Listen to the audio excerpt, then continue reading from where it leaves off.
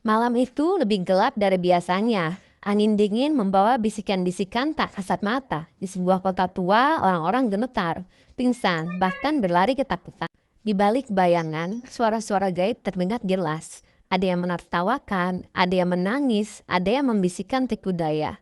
Di tengah kekacauan itu, berdiri seorang pria tua. Matanya menembus kegelapan dengan satu isyarat tangan dan doa yang tulus.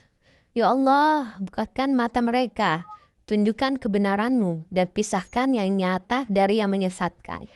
Sekejap, tabir antara dunia manusia dan jin terbuka. Kaum yang lalai terpana melihat makhluk gaib yang selama ini membisikkan hawa nafsu dan kejahatan kepada mereka. Beberapa menangis, sebagian lari ketakutan. Namun Nabi Syed tetap senang, mengingatkan, lihatlah, bukan hanya manusia yang menilai, tapi ada makhluk lain yang mempengaruhi hati kalian. Tegakkan keadilan, sembahlah Allah, dan jangan biarkan bisikan menyesatkan. Quran Surat Al-Hadid ayat 4 dan Quran Surat Al-An'am ayat 84-86. Sabda Nabi Syeds, setelah wafatnya Habil dan terusirnya Kabil dari kehidupan yang damai, rumah tangga Nabi Adam alaihissalam tidak pernah benar-benar sama. Anak-anak Adam tumbuh dalam bayang-bayang luka pertama umat manusia, iri, dengki, dan darah yang tertumpah.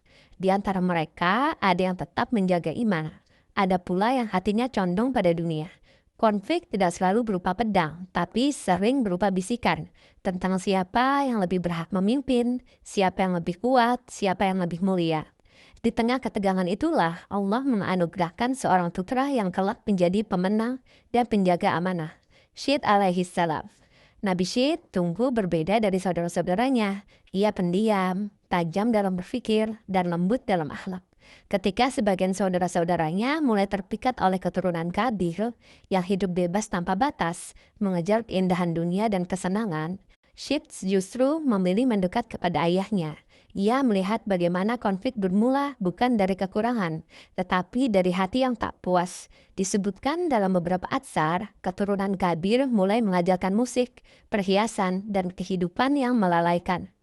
Sementara keturunan Syed dijaga agar tetap dekat dengan ibadah dan ilmu. Dua jalan ini perlahan menjauh, dan perpecahan pun tak terelakkan. Menjelang wafatnya, Nabi Adam alaihissalam memanggil Syed secara khusus. Dalam suasana senyap, ketika bumi telah menyaksikan dosa pertama manusia, Nabi Adam membisikkan amanah yang berat, namun mulia. Wahai anakku, seakan begitu maknanya. Jagalah tauhid, karena ia adalah warisan langit. Jangan engkau tertipu oleh banyaknya pengikut, sebab kebenaran tidak diukur dari jumlah. Catatlah ilmu, jaga sholat, dan ingatkan manusia bahwa musuh mereka bukan hanya yang tampak, tetapi juga bisikan yang tak terlihat. Diriwayatkan bahwa Nabi Adam juga menyerahkan lembaran ilmu dan wasiat-wasiat tentang ibadah, waktu-waktu suci, dan hukum-hukum awal kehidupan. Kaumnya pada saat itu mulai membangun kota, menumpuk harta, menindas yang lemah. Anak-anak lain bermain dengan mainan dan kekayaan, tapi Syed alaihissalam lebih tertarik pada keadilan, kejujuran, dan doa. Guru-gurunya dan orang-orang bijak merasa kagum. Mereka melihat dalam dirinya tanda ketajaman spiritual yang kelak akan membantunya menghadapi bisikan jin dan hawa nafsu manusia. Sumber Tafsir Ibnu Katsir, Kitab Al-Bidayah wa Al-Nihayah. Pesan terakhir Nabi Adam bukan tentang kekuasaan, melainkan keteguhan hati. Ia mengingatkan Syed bahwa manusia akan selalu diuji oleh dua hal, cinta dunia dan lupa kepada Allah. Jika telak manusia berselisih, pesan itu seakan bergaung. Maka jangan engkau membalas dengan kerasnya tangan, tapi dengan kejernihan iman. Dakwah dan tantangan kaum yang lalai. Ketika Syed alaihissalam dewasa, Allah mengutusnya untuk menegakkan tauhid. Kaumnya telah menjadi masyarakat yang sombong, menumpuk harta, menindas orang lemah, dan lalai pada Allah. Syed alaihissalam berdiri di pasar, bersuara tegas namun lembut. Wahai kaumku, sembahlah Allah. Jangan menyeleweng di bumi. Jangan menindas manusia. Dan jangan mengikuti hawa nafsu yang menyesatkan. Quran Surat Al-An'am ayat 84-86. Sebagian besar menolak. Mereka menertawakan Syed alaihissalam, mencemoohnya, bahkan ada yang ingin membunuhnya. Namun Syed tetap sabar. menasihati mereka dengan hikmah, mengingatkan bahwa manusia sering tergoda bisikan jin, dan Allah Maha mengetahui segala sesuatu. Mukjizat memisahkan tabir jin dan manusia. Salah satu mukjizat terbesar dari Nabi Syed alaihi salam itu adalah kemampuan membedakan bisikan jin dari niat manusia. Suatu malam, kaum yang lalai merencanakan penipuan dan perampokan.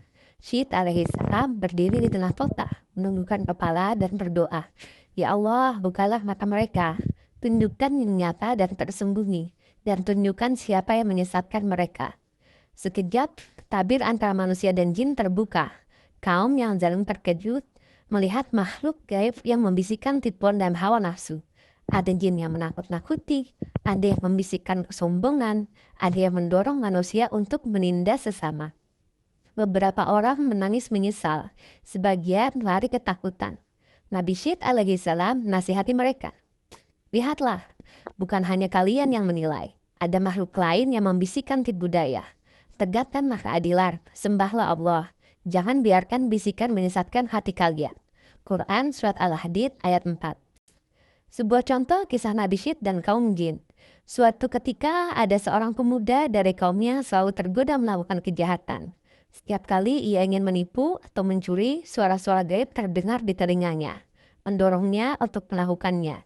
Nabi Syed menyadari bahwa pemuda itu dipengaruhi oleh jin yang membisikkan hawa nafsu. Nabi Syed menenangkan pemuda itu dan berdoa, "Ya Allah, jauhkan dia dari bisikan yang menyesatkan. Kuatkan hatinya, tunjukkanlah jalan-Mu." Malam itu, pemuda itu melihat bayangan makhluk halus yang sebelumnya membisikkan kejahatan. Ia menangis, menyesali perbuatannya, dan akhirnya memutuskan untuk mengikuti Nabi Syed. Dari kejadian ini, seluruh kaumnya belajar bahwa banyak godaan yang datang bukan hanya dari manusia, tapi juga dari makhluk lain, dan hanya iman yang kuat yang bisa menahan diri.